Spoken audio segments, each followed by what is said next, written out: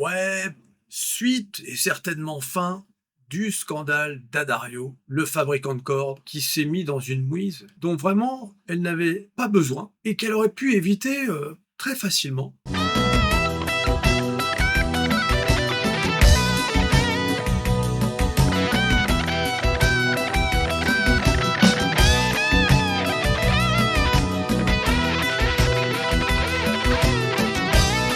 Alors je récapitule rapidement, parce que sinon vous allez voir la vidéo précédente. D'Addario, pour faire la promotion d'un jeu de cordes, fait une vidéo sur Instagram. Cette vidéo, c'est celle-ci. Le net va se rendre compte que c'est de l'IA, que la musique qu'on entend est générée par Suno. Et d'ailleurs, certains youtubeurs vont détecter avec, vous savez, vous avez des outils pour détecter si une musique est IA ou pas. Et ils ont détecté que la probabilité que ce soit Suno est de 94%. Voilà, parce qu'ils arrivent à entendre le white noise, les fréquences, etc. Enfin, il y a des tas de choses qui font qu'ils arrivent à détecter si ça a été généré par l'intelligence artificielle ou si ça a été fait par l'humain. Acte 2, ils se prennent une sauce de malade, tous les commentaires sont... vous irez voir dans la précédente vidéo, les commentaires c'est donne-nous la requête sur Suno, qu'on fasse la même chose, super son. Pour se défendre, D'Addario va donc dire non, non, regardez, je vous montre les pistes, c'est bien enregistré par l'humain, etc. Bing! Malheureusement, là encore, Internet a fait son travail. Il compare les pistes et le morceau original, c'est-à-dire celui qu'on a vu et qui est la vidéo de la promotion. Malheureusement, il y a des différences d'attaque, des différences de son, mais surtout, quand on met le morceau l'un à côté de l'autre, il y a une variation temporelle. Ça se décale. Donc ça, c'est ce qui a été détecté par Internet. Et là, D'Addario va faire un communiqué qui va être encore pire que tout le reste. Je ne vais pas vous le lire parce que c'est un peu long. Je vais vous en sortir les 4 points clés de défense. Alors, ils disent, ce n'est pas de l'IA générative, donc ce n'est pas une chanson générée par Suno, c'est du surmixage mais dans le genre massacre, quoi. Ils affirment que le morceau a bien été composé par un employé. Ah oui, puis ils chargent un employé dans la vidéo. Qui a aussi aidé à créer la corde. Voilà, donc pour expliquer les artefacts dont j'ai parlé dans la précédente vidéo, dégueulasse, tu sais, c'est inécoutable, ils sortent la liste. La guitare était sous autotune, ce qui a créé de l'aliasing et du repliement spectral. La batterie, 4 compresseurs en série sur une batterie native de Logic, couplé à Easy Drummer avec toutes les vélocités au maximum, 127. Tout était au maximum. Résultat, zéro dynamique et un bruit numérique monstre. 12 synthés et des tonnes de saturation, un signal totalement étouffé. 2. L'explication du décalage avec la deuxième vidéo. Ça, c'est ce que je vous racontais tout à l'heure, le décalage temporel. Pour expliquer pourquoi la piste montrée dans leur deuxième vidéo ne correspondait pas au son de la première, ils avouent en interne que leur équipe marketing n'y connaît rien en production audio et qu'ils ont montré les pistes brutes non mixées, sans réaliser que ça ne sonnait pas comme le master final.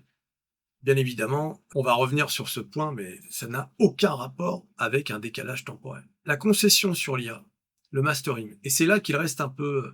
Ils admettent avoir utilisé le mastering assistant de Logic et Lender, des outils de mastering assistés par IA, après l'export, affirmant que c'est de là que viennent les dérives numériques et les bruits parasites. Alors moi, il se trouve que j'ai déjà essayé Lender, j'ai pas noté de dérives numériques ou de bruits parasites.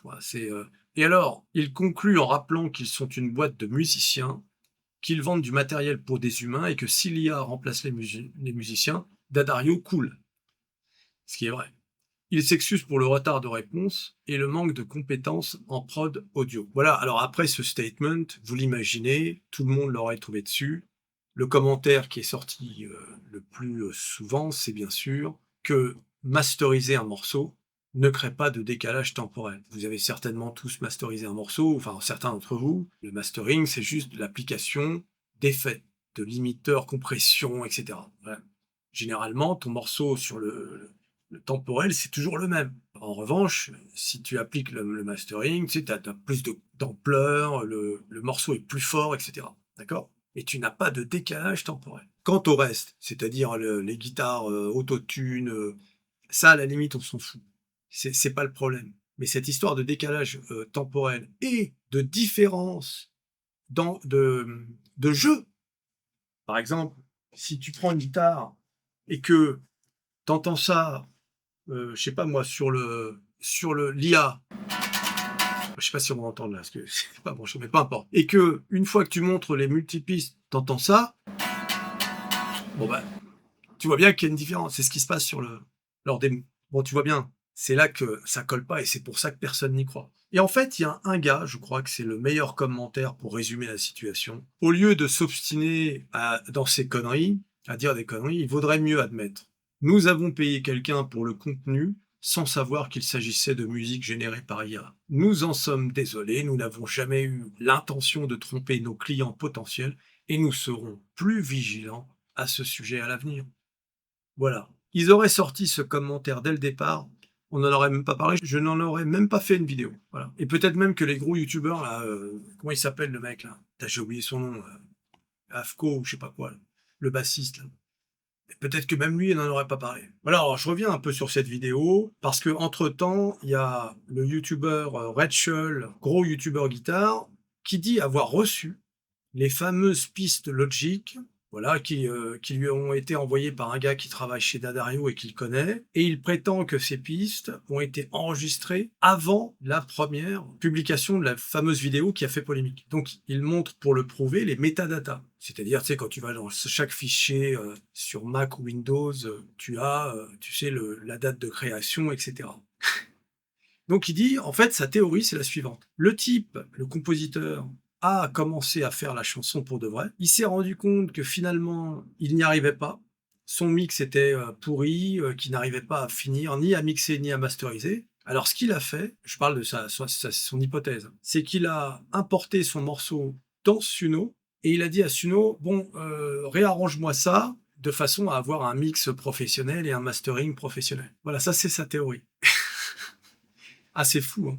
Ah bah Internet, c'est un ensemble d'enquêteurs. C'est plus efficace que le FBI. Et il y a un autre YouTuber, dont j'ai oublié le nom d'ailleurs, qui dit « Attention avec cette théorie, c'est un peu trop simple, puisqu'il est très simple de changer la date d'un fichier. Il suffit juste de changer l'horloge sur le Mac, et tous les fichiers que tu vas créer, eh bien, vont prendre en compte cette nouvelle date. Par exemple, moi, si je veux faire croire que j'ai créé un fichier audio en 2024, je vais changer la date du Mac en juillet ou en août 2024, je vais commencer à créer ma chanson, et si je regarde les métadatas des fichiers, eh bien, ils seront datés de 2024.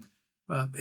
Ça, en fait, on n'en sort plus de cette affaire. Voilà, en tout cas, dans tous les cas, même si tu prends la théorie la plus favorable à Dadario, eh bien, il n'empêche que lui-même conclut que la première vidéo qui a été présentée, et qui a fait polémique, est générée par Suno. Donc ça reste, de toute façon, même en prenant cette hypothèse, ça reste un cas où Dadario a utilisé l'IA générative. Or, dans son communiqué, Dadario prétend ne jamais avoir utilisé l'IA générative, mais juste Lender, qui est un plugin de mastering, ce qui n'a rien à voir. Voilà, donc je ferme la parenthèse et je reviens à la vidéo que j'avais tournée il y a quelques jours. Voilà, alors je pense que cette histoire donc, va certainement s'arrêter là, je vois pas pourquoi ça irait plus loin. Mais ce qui est intéressant, c'est d'imaginer que ce genre d'épisode va se reproduire.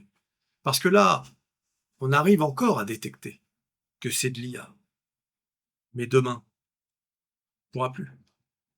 Demain, ce sera vraiment difficile de détecter qu'un chanteur n'est pas réel.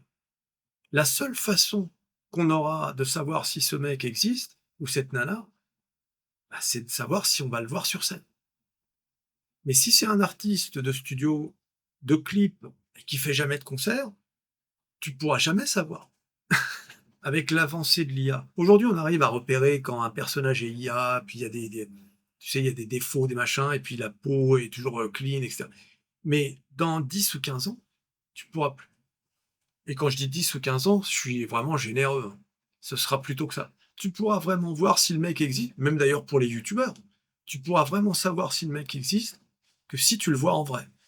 Ah oui, tiens, c'est lui. Et qu'il joue sur scène. Ouais, les amis, hein, on va pas non plus y passer la nuit sur cette histoire. C'était histoire de boucler l'histoire dans une vidéo. On verra s'il y a une suite, ça m'étonnerait.